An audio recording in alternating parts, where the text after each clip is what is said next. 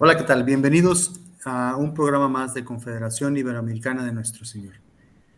Ya ha pasado el mes de septiembre, donde se celebra en México, digamos, el mes de la patria, ¿no? En su caso, la consumación de la independencia de nuestro país, de México como México independiente, independiente de lo que fue el imperio español, tan grande que no se ocultaba el sol.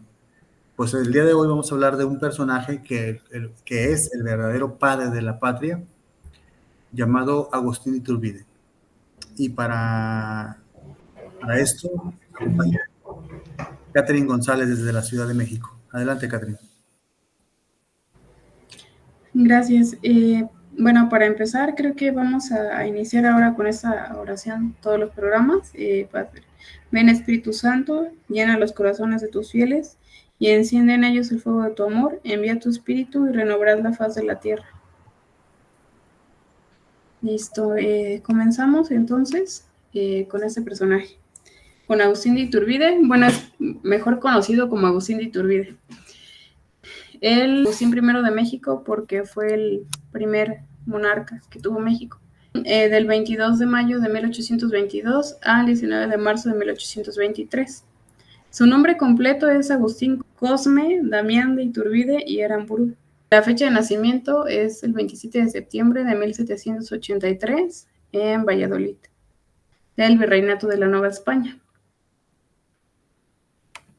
Continuamos.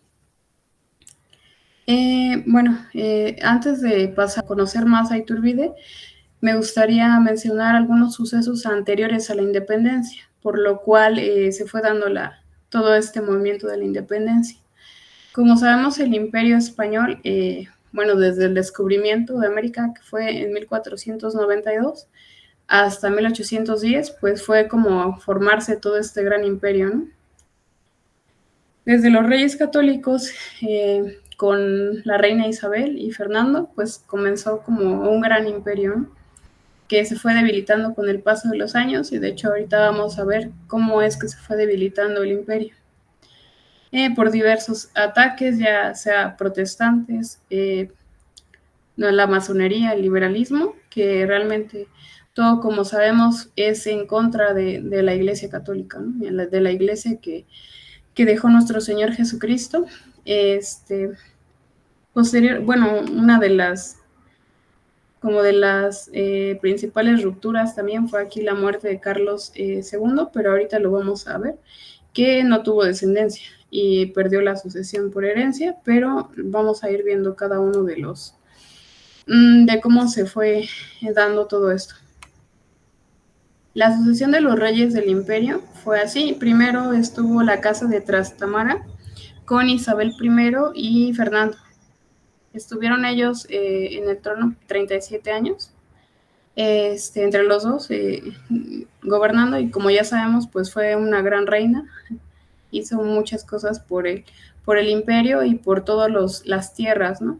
Que ya sea que hubo en toda América y en muchas partes del mundo. Fue un gran imperio, fue el más grande imperio que ha habido en toda la historia. Después de ellos entró la casa de Austria con Juana I, Fernando II, que realmente sí, sus reinados duraban pues mucho tiempo, 37 años, 40 años. Después Felipe II, 43 años, Felipe III, 23 años, Felipe IV, 45 años, y hasta Carlos II, que es el que estaba comentando que no tuvo descendencia.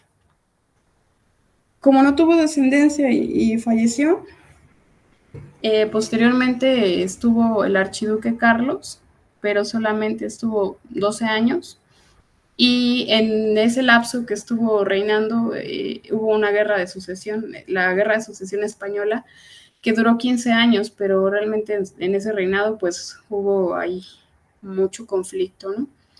Y en esta guerra ganaron los Borbones y entró la Casa de los Borbones con Felipe V, que duró 23 años en el poder. Después Luis I durando un año. Después nuevamente regresa Felipe V, 22 años. Después fue Fernando VI, que duró 13 años, y en el reinado de Carlos III, que duró 30 años, fue la expulsión de los jesuitas en 1767. Fue un gran cambio, ¿no? Porque hasta este punto, con la Casa de Trastámara y con la Casa de Austria, era un imperio católico que apoyaba a todas las órdenes religiosas, pero curiosamente la Casa de los Borbones, que ya tenemos pues ahí algunos indicios de que se mezclaron con ciertas personas y empezaron a ser influidos, ¿no? Por otras ideas contrarias a la religión, contrarias a la Iglesia Católica. Pues esta fue una de los frutos, ¿no? De malos frutos de la expulsión de los jesuitas, que como ya en algún programa vimos y quizás lo volvamos a retomar, es que los jesuitas realmente eran una orden religiosa que se entregaba totalmente a las personas, ¿no? Que renunciaba a todo y empezaba como a hacer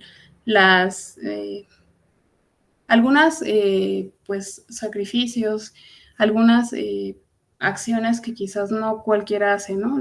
Quizás las que mucha gente desprecia hacer, ellos las hacían. Ellos hacían mucha oración, ellos siempre trataban de educar a la gente y trataban de que el más educado que supiera que tuviera como más conocimiento de Dios, del catecismo, o sea, de toda la enseñanza de la iglesia, fuera bajando toda esa información a los que menos sabían. Entonces fue muy curioso y de hecho aquí la gente ya empezaba a tener cierto descontento de esta expulsión, ya, debido a que también ellos pues le enseñaban a la gente y aprendían y o sea, eran muy importantes para las personas, ¿no? Para todo el territorio. Después llegó Carlos IV, que duró 19 años, y posterior a él, de la Casa de los Borbones, estuvo Fernando VII, que nada más duró 48 días. Los pongo aquí en rojo porque después fue la invasión de Francia por Napoleón Bonaparte en 1807. Entonces, pues no duró prácticamente nada Fernando VII y pusieron a un monarca que es José I. Ese monarca realmente no duró mucho, duró 6 años, pero cuando en el territorio de la Nueva España, lo que hoy es México y parte del norte de Estados Unidos, y bueno, un gran territorio realmente, se supieron esto, ya sabían de todo lo que estaba pasando en Francia, ¿no? Realmente que estaban siendo anticatólicos, que iban contra la iglesia y realmente a ellos no les agradaba todo esto, ¿no? Porque sabían las consecuencias que iba a tener. Entonces, de hecho, en este lapso de tiempo, que fue en 1810, cuando empieza a haber el levantamiento insurgente, es por esto mismo, ¿no? Porque imponen a José I, Napoleón Bonaparte. Entonces, coinciden las fechas de 1808 a 1813. El primer levantamiento es en 1810, el segundo en 1811 a 1815 y pues ya el tercero de 1815 a 1820. Pero como vamos viendo, pues fue como algo gradual, ¿no? La gente desde la expulsión de los jesuitas ya estaba desconforme. Entonces aquí más, ¿no? Más al saber que la invasión de Francia y todo lo que hubo con la masonería que ya venía trabajando, y ya después se consumó en la revolución liberal, ¿no? Y bueno, aquí pongo que más o menos fueron como 15 reinados hasta este punto, ¿no? Hasta 1810, que fue como cuando comenzó todo lo de la independencia. supongo que son 15 reinados, fueron 318 años hasta 1810, de todo pues este imperio, ¿no? El imperio español. En el proceso de la independencia, que fue el 16 de marzo de 1821, Iturbide envía 2 cartas. La primera a Fernando VII, invitándolo a gobernar el reino de la América Septentrional o Imperio Mexicano. O sea, él estaba buscando que pues se gobernara de una mejor forma, ¿no? Estaba siempre como tratando de buscar el diálogo con los reyes. La segunda de las Cortes Españolas, a quienes pidió aceptar de forma pacífica la independencia de la Nueva España, advirtiéndoles que tenía un ejército disciplinado para defender esta causa. Entonces, pues, así fue. Un poquito en cuanto a lo que él era hijo de españoles, pero nacidos en México. Sus padres nacieron en México y pues él también nació en México, ¿no? Era como ya la tercera generación. Él ingresó a un seminario tridentino para estudiar gramática latina y posteriormente abandonó los estudios a los 15 años de edad y se enroló al ejército. Y aquí empezó como toda la historia de cómo comenzó con toda esta lucha, ¿no? Era un gran líder, de hecho todos sus soldados lo apreciaban mucho. Él siempre trataba de hacer las cosas lo más diplomáticas posibles, que no se derramara sangre. Y pues en el plan de Iguala que él escribe en el 24 de febrero de 1821, una de las primeras garantías era la independencia, que también va relacionada a los colores de la bandera que también él diseñó. La garantía 2 era la religión católica, apostólica y romana, con exclusión de las demás.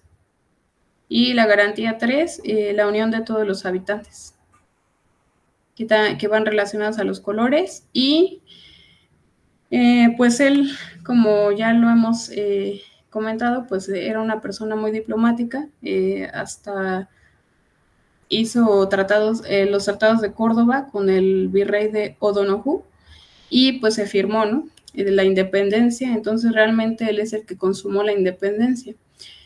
Estamos tratando ahorita de retomar a Agustín de Iturbide porque hace poco que pasó el 27 de septiembre, que fue cuando se consumó la independencia. Realmente en México se le dice padre de la patria a una persona que no lo fue. En algún momento hablaremos en otro programa de él, pero realmente el padre de la patria fue él es el que hizo todos estos tratados, él es el que estuvo hablando con el virrey y pues como les comento, él siempre trató de hacer todo sin derramar sangre.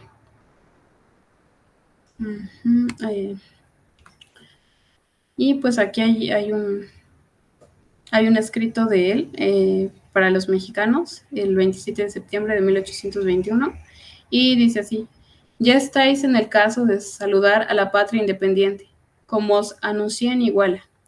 Ya recorrí el inmenso espacio que hay desde la esclavitud a la libertad, y toqué los diversos resortes, para que todo americano manifestase su opinión escondida.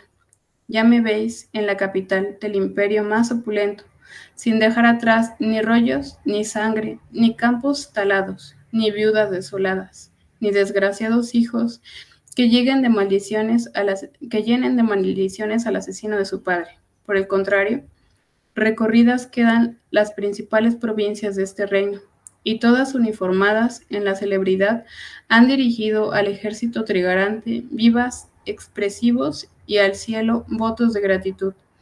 Se instalará la Junta, se reunirán las Cortes, se sancionará la ley que debe haceros venturosos, y yo os exhorto a que olvidéis las palabras alarmantes y de exterminio, y solo pronunciéis unión y amistad íntima. Él, después de que se consuma la independencia, pues ya comienzan a trabajar todas pues la masonería, ¿no? Que ya estaba trabajando en muchas partes de toda América y, bueno, en todas partes, ¿no? También en Francia y comenzaron a hacer un plan para capturarlo y para, pues, hacerlo como si fuera el enemigo de la patria. Y pues lo asesinaron, ¿no? Al final lo capturaron y el 19 de julio de 1824 pues fallece. Actualmente en la Catedral Metropolitana podemos ver sus restos. Muchas personas cada año van el 27 de septiembre a conmemorarlo. Bueno, aquí pongo una comparación en cuanto a los presidentes de la República. Hemos tenido desde que llegó el primer presidente de la República Masónica en 1824, Guadalupe Victoria, hemos tenido alrededor de 77 presidentes por 214 años. Me parece importante mencionarlo porque siendo imperio, aproximadamente fuimos imperio por 318 años, que era una cifra que ya les había mostrado anteriormente. Me voy a regresar un poquito. Aquí, ¿no? 318 años comparados con los 214 años que llevamos hasta la fecha, 2024. De ser una república, realmente ha habido mucha, si fuera quizás una empresa, un negocio, pues ha habido mucha rotación. Y sabemos que después, cuando ya fue república, hubo muchos conflictos de interés, hubo muchos asesinatos porque todos querían estar ahí en el poder. Sabemos que si no son masones no pueden llegar al poder. Entonces realmente todas estas personas que nos han gobernado hasta la fecha, pues son personas que están ahí por interés material, ¿no? Realmente. Entonces, me parece interesante esta parte, ¿no? De que tantos presidentes que ha habido, 77 hasta la fecha de hoy, en tan pocos años, realmente yo creo que en cualquier organización, aproximadamente han estado 2 años, ¿no? Si hacemos un promedio, más o menos han estado 2 años en esos 214 años cambiando. Entonces no es algo estable. Realmente anteriormente, como les comentaba, hubo más o menos 15 reinados en 318 años, es algo muy estable. Más o menos estuvieron entre 21 y 22 años cada rey. Entonces es casi pues una vida, ¿no? Es algo, como les comento, algo muy estable. De hecho, pues actualmente México y yo creo que muchas partes de Hispanoamérica, las partes más hermosas son las que ellos les llaman las partes coloniales, ¿no? Y de hecho, pues sí son las más bellas por las catedrales, por las iglesias que son el centro del lugar. Realmente después de este gran imperio ha sido muy poco de lo bello que se puede ver. Muerte al verdadero padre de la patria. Ya por último, mexicanos, muero contento porque muero entre vosotros. Les recomiendo que luchéis por una patria libre, como lo pide nuestro color verde. Conservar una nación católica, en donde la pureza de las costumbres, el amor del esposo por la esposa y la educación de los hijos para que se ganen el cielo, sea la prioridad del gobernante. Los papeles de Iturbide. Actualmente el heredero del trono es Maximiliano von Gotzen de Iturbide. Y pues esa sería toda la breve explicación. Realmente no me concentré tanto en el personaje, sí lo menciono, pero también un poco defendiendo la parte de que sí tuvo muchos motivos y de que ya la población de la Nueva España ya tenía como muchos motivos. Ya es España, la principal, la sede, ya venía en decadencia, ¿no? Ya la venían atacando, ya, como les comentaba, protestantes, liberales, ya estaban dándole con todo, ¿no? Entonces, realmente ya era algo insostenible, ya se necesitaba hacer esto, que realmente pues ya no había como otra salida, ¿no? Se tenía que hacer algo. Entonces, pues es toda la explicación por el momento y no sé si haya algo más que agregar. ¿Quieres agregar algo más, camarada? Me gustaría, digo, a lo mejor darle un repaso a cada uno de las etapas de lo que, que, que has mencionado, bastante interesante todo. Principalmente voy a empezar desde la muerte de Iturbide. Son muy pocos los países en el mundo que han cometido parricidio. Yo le ponía el ejemplo a una persona, de que, por ejemplo, en los Estados Unidos, el padre de la patria se le considera a la persona que firmó el acta de independencia. En este caso, Washington, no el que hizo el levantamiento en los Estados Unidos, ¿sí? Entonces, por lo tanto, por eso Agustín de Iturbide debería ser considerado el padre de la patria, prácticamente el que firma el acta de nacimiento de la nación independiente.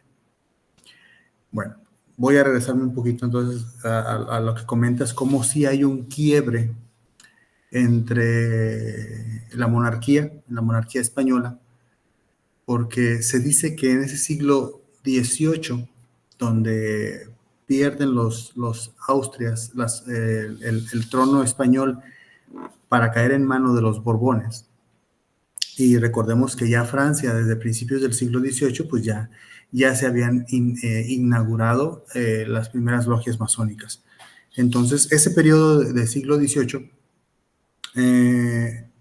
España, digamos que había recrudecido los tratos hacia los virreinatos de América.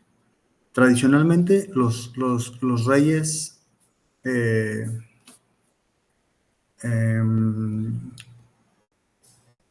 anteriores trataban con demasiada benevolencia a sus virreinatos, al grado de que solamente les pedían el 20 real, ¿sí? Digamos una quinta parte.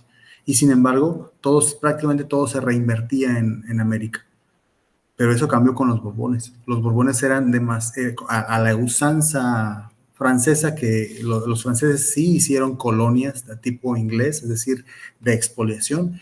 Bueno, pues ellos sí hicieron cambios en la administración y empezaron a presionar a los virreinatos con tributos más elevados.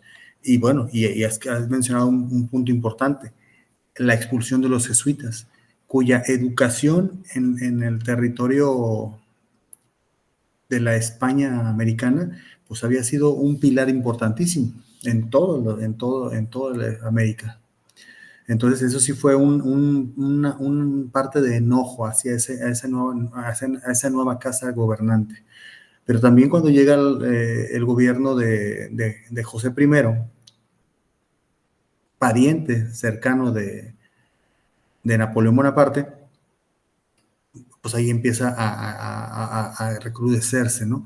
Es decir, es ahí donde en México o en la parte de la Nueva España es muy diferente al sentido de la independencia de Sudamérica. En Sudamérica, los agentes de independencia, como Simón Bolívar, como José de San Martín, todos eran agentes ingleses y masones, y aparte eran criptojudíos. En la Nueva España era muy diferente. Prácticamente lo que querían ellos eran blindar, cambiar el mal gobierno, pero era un mal gobierno por la invasión francesa. A eso se referían cuando muere el mal gobierno. ¡Viva Fernando VII! Ese fue el grito del mal llamado padre de la patria. Y entonces esos tres periodos de insurgencia, el primero, de 1810 a 1811, fue por Hidalgo, que prácticamente fue terrible. Ahí Iturbide aun cuando eran parientes, creo que eran primos, fue invitado por Hidalgo para que se sumara a la causa independiente, porque Iturbide ya había tenido una carrera militar muy interesante en las milicias del virreinato. Cuando lo invita, él lo rechaza rotundamente, porque a él no le gustaba que se enfrentaran hermanos contra hermanos, ¿no? Es muerto Hidalgo, y el que continúa la segunda etapa de independencia pues fue Morelos, y Morelos pues tuvo sus etapas brillantes, y el militar que lo derrota es Agustín de Iturbide. La tercera etapa de la independencia, de la insurgencia, pues prácticamente ya eran algunas escaramuzas en el sur, donde el único que se mantenía al firme era Guerrero. Entonces es ahí donde Iturbide empieza a base de cartas, de hablar con uno y con otro y con otro, y convencerlos de que tal vez ya era momento, ya había pasado tantas cosas, ya había regresado el gobierno a Fernando VII, porque José I nomás estuvo 3 años, algo. Después el gobierno regresó a Fernando VII, y Fernando VII fue un terrible rey, terrible. Un déspota, recrudeció el trato hacia los virreinatos.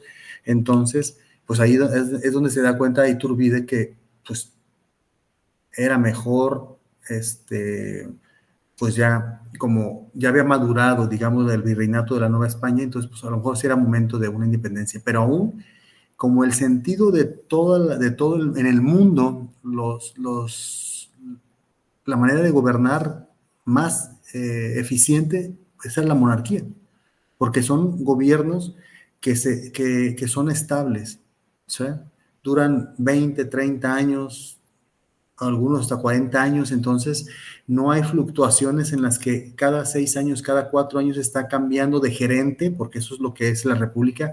Hay un gerente que solamente ve por sus intereses, y al siguiente entra otro gerente que solamente va a ver por sus intereses. Entonces y aparte el dinero que se gasta en las elecciones. Y sin embargo, la monarquía son gobiernos estables, son gobiernos que duran por décadas. Entonces la visión de ese gobernante se mantiene por décadas. Bueno, pues volvamos a Fernando VII. Fernando VII fue un terrible rey, déspota.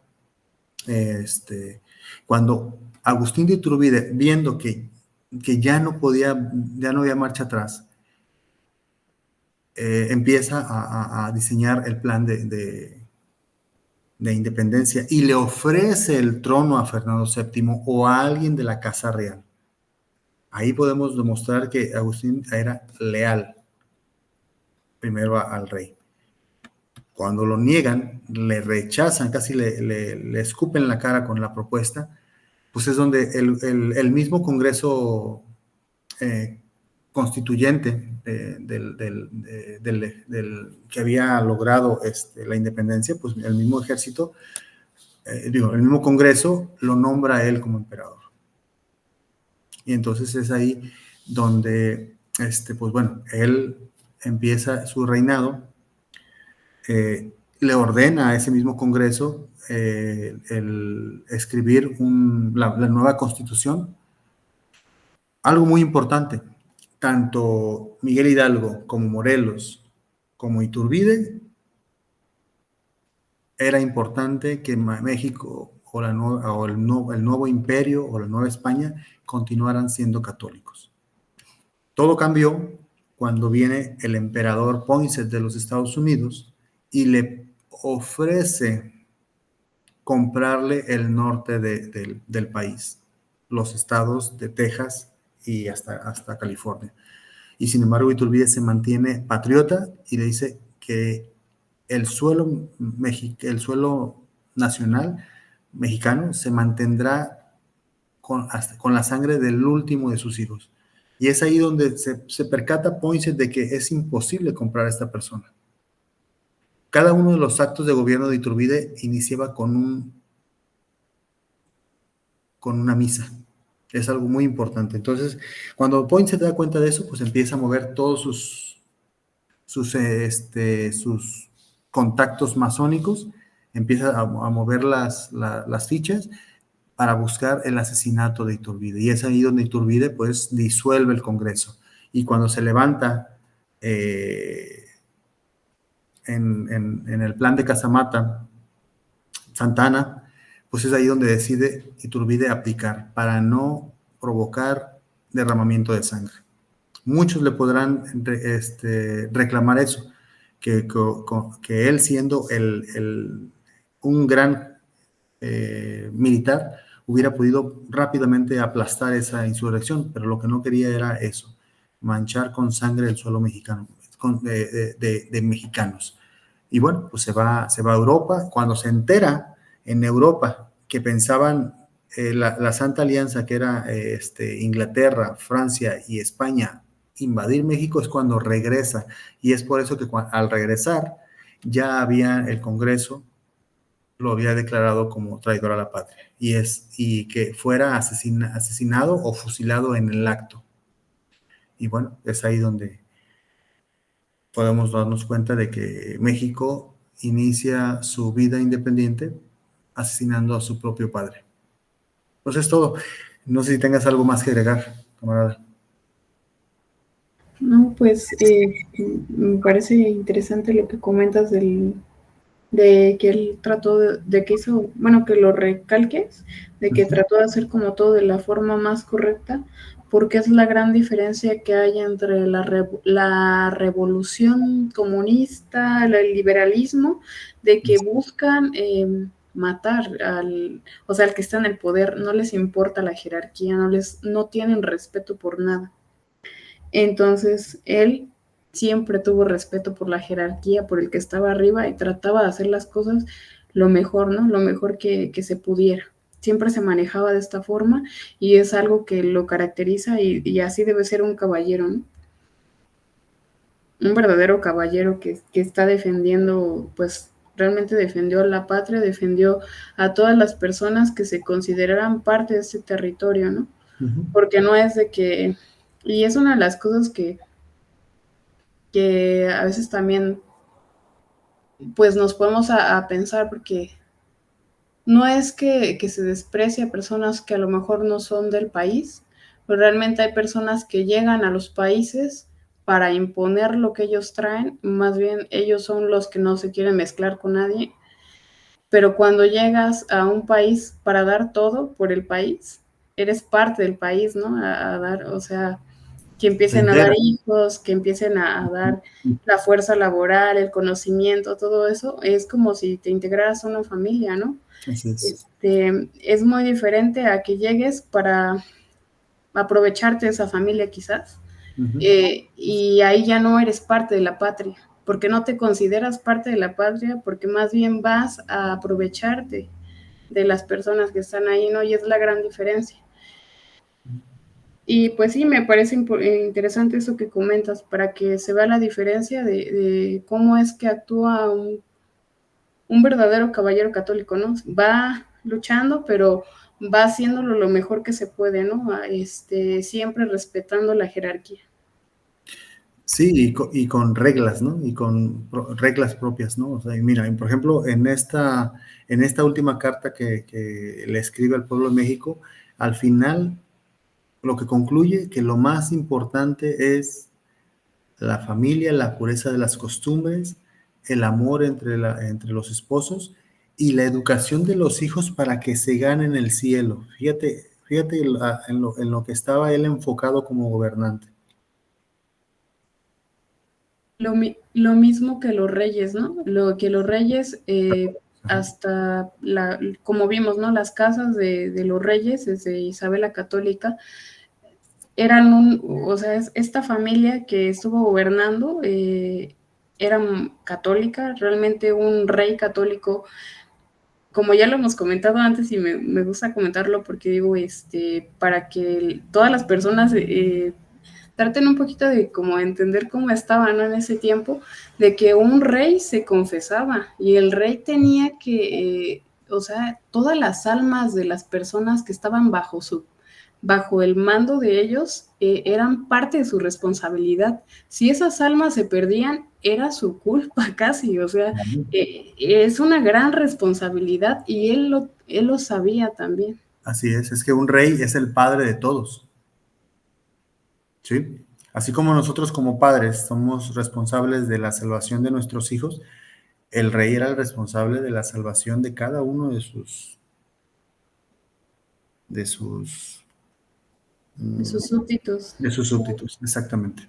Bueno, pues si no hay más que agregar, les agradecemos mucho su atención y pues bueno, la siguiente semana tenemos progresismo y religión. Pues muchas gracias y que viva Cristo Rey. Gracias, que viva Cristo Rey.